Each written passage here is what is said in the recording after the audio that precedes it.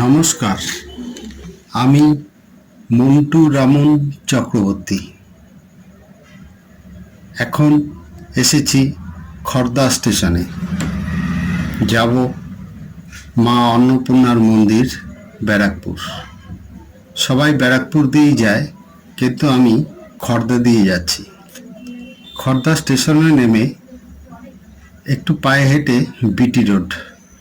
BT road থেকে auto নিয়ে মা অন্নপূর্ণা মন্দির বললেই ওখানে নামিয়ে দেবে। যদিও যেখানে নামাবে সেখান থেকে পায়ে হেঁটে 10 থেকে 15 মিনিট যেতে হবে।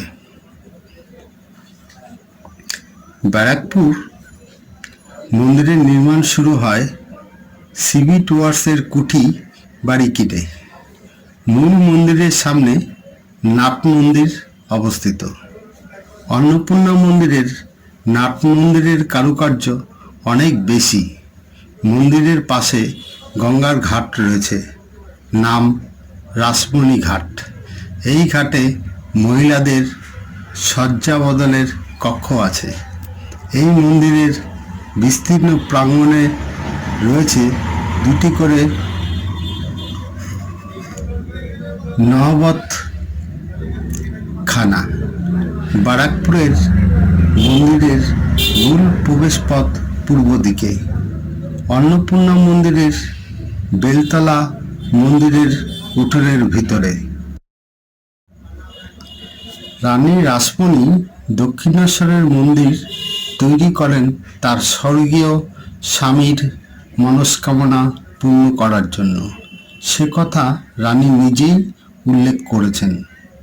আর ব্যারাকপুরের শ্রী অন্নপূর্ণা মাতা ঠাকুরানীর মন্দির প্রতিষ্ঠা করেন রাসমণি কনিষ্ঠ কন্যা জগদম্বা দেবী তার স্বামীর স্বর্গীয় মথুরামোহন বিশ্বাসের অভিপ্রায় পূরণের জন্য।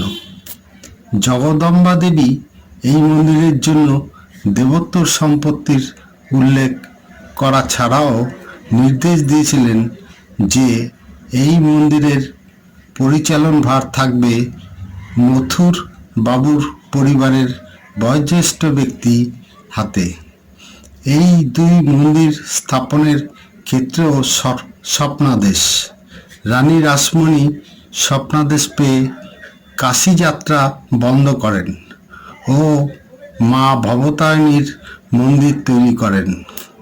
অনুরূপভাবে জগদম্বা দেবীও নাকি নৌকা করে গঙ্গার ও পর দিয়ে কাশী যাত্রার সময় চানক গ্রামের কাছে মা অন্নপূর্ণার স্বপ্নাদেশ পান যে আর কাশী যাওয়ার দরকার নেই, এখানেই আমায় প্রতিষ্ঠা করো।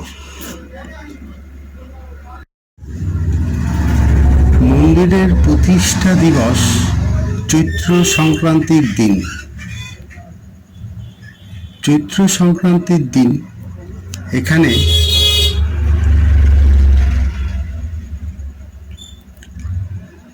বিশেষ অনুষ্ঠান হয় এবং অন্নকূট অনুষ্ঠিত হয়।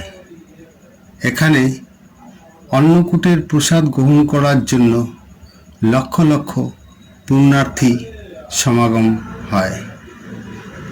এখানে এছাড়াও মঙ্গলচণ্ডীর পুজো, বিপত্তারিণীর পুজো, জন্মাষ্টমী, দুর্গা পুজো, কালী পুজো, জগদ্ধাত্রী পুজো ইত্যাদি অনুষ্ঠিত হয়।